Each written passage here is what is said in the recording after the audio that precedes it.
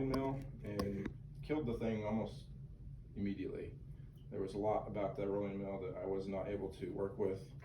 It was fine for taking a bar like this. It's pretty thin, but that's all the maximum width on the throat on this opening that I could get with that little cheapo rolling mill.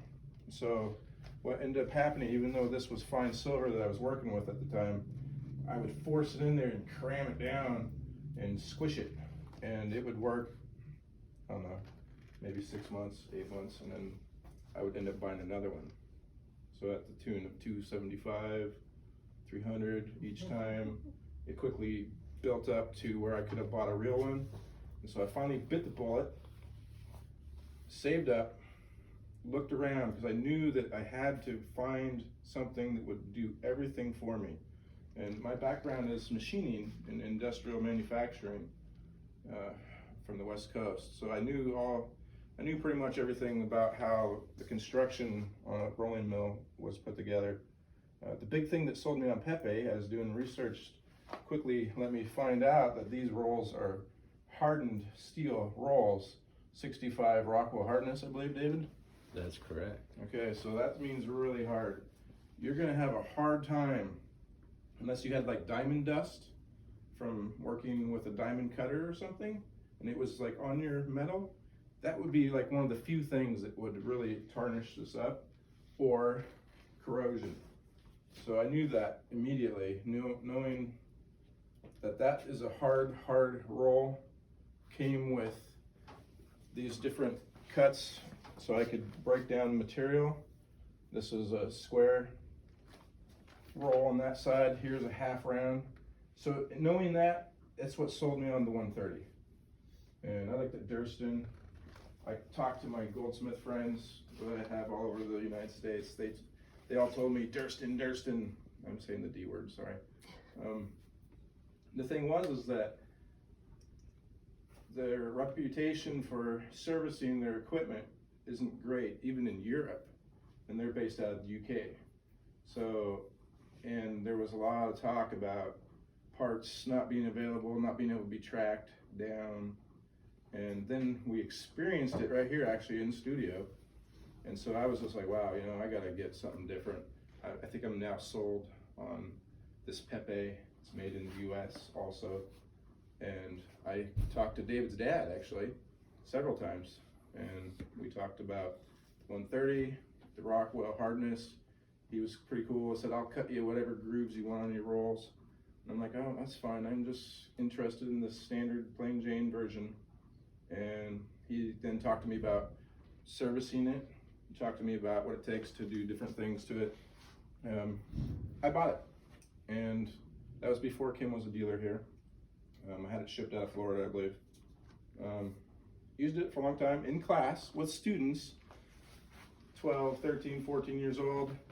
And they were working in groups, 2 people at a time, taking turns, cranking out material. I mean, I would go into the class with an ingot like this, and we would melt down our own metals, and they would pour it into a mold, and we would roll it out, and it's pretty cool to do that with a group of kids that age. So it was successful. It was the best classes I'd had. So I was very happy with that. Easy to move around, could bolt it down to my tables in the workshop at any moment.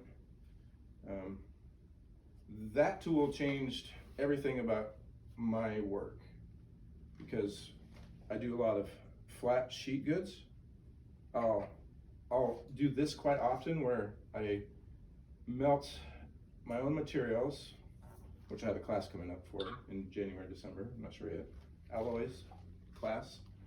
And I'll form this size of metal quite often. I'll whack off a piece 1 inch long, let's say, and then I'll break it down in the rolling mill for whatever I need. If it needs to be longer or bigger, I'll make a bigger ingot. This was just a piece of wire I needed.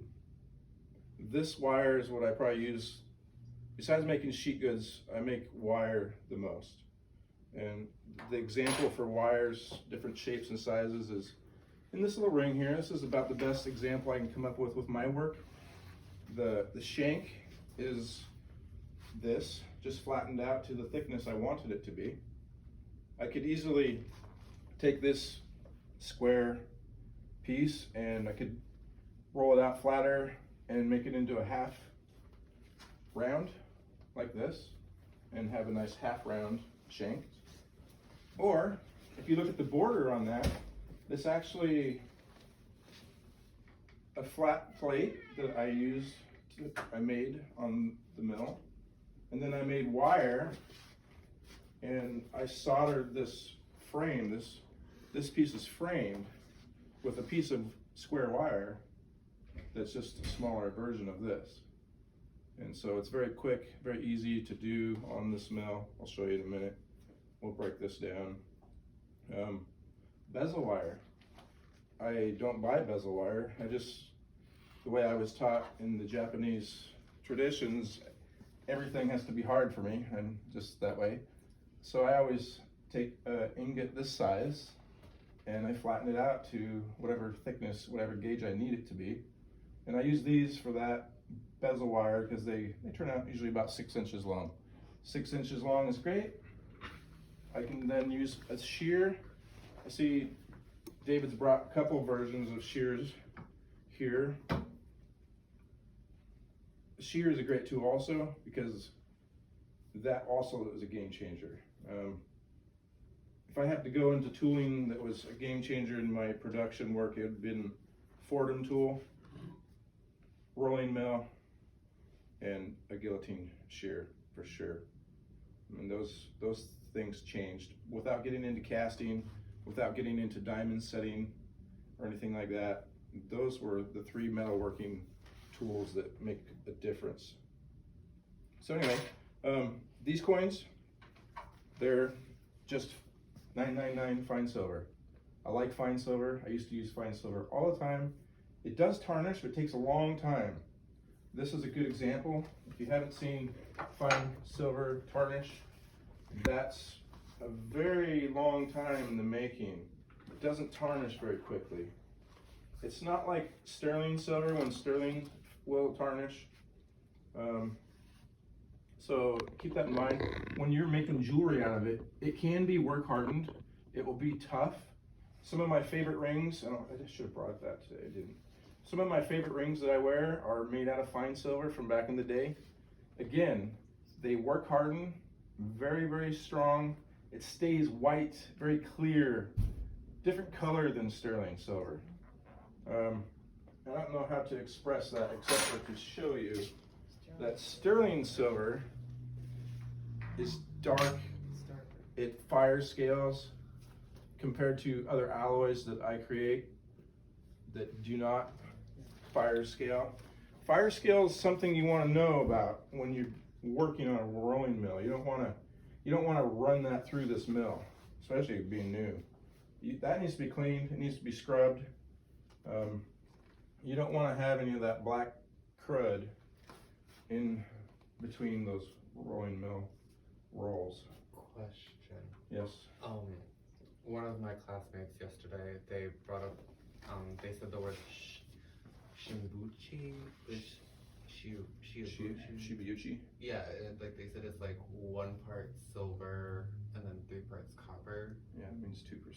Yeah. So is that one of the alloys that like doesn't get fire scale? No, it gets fire scale really bad. It's a copper alloy. So anything that has copper in it is going to fire scale bad. This has just a small percentage of copper in it, and it still fire scales. So yeah, no, any of that stuff will fire scale. Fine silver, you still got to clean it. I cleaned these. I put them in the pickle over here. And then that was before we started this. So it's clean. I scrubbed it. I dried it. Dry that really good. You don't want to have any moisture on your fingers or anything. You'll leave, literally, you get your finger wet and go like that and come back a few days later, you might not be so happy. So, you know, these are, what kind of steel do you use for these? These are tool steel with a high 40? Carbon. Yeah, it's a 4140 kind of equivalent. 4140. So a little more carbon and less nickel than 4140. So really nice material. very familiar with that metal. So again, you know, keeping this clean is really important. I was taught by Tim, who was here a long while back, use Flitz, and he showed a really cool version of cleaning it. We could probably get into later if there's time. But in the meantime, let's roll out an ingot for bezel wire. I need some bezel wire right now. I'm out. So this is a piece of fine silver I rolled out from a round coin, because I couldn't find this. You can still use a round coin. I'm just going to put it into the throat, and I'm going to come down on it lightly, very lightly, roll it the first time. When you start here, this might be fatter on this end than this end. The stamping process might make it so it's not flat. This will true it up. So just really lightly to start, come through. Fine silver is very malleable, so I'm just going to turn very lightly. I could have, and probably should have, still, I'll do it the right way, so let me back up. Let's set this little depth stops over here to 0. There's a red tick on each side, and this is kind of where you were at, and this is really important. These make the roll go up and down, okay? They're supposed to be parallel with each other. If they're not parallel with each other, you're going to get a little bit of a cockeyed piece of metal. And you'll know if it's cockeyed because you'll be able to roll your metal through, and if you bring it back out and you flip it, it will then flatten it out the rest of the way. So you'll end up with a piece of metal that is looking like, on a micro level, this is an overexpression of what I'm talking about.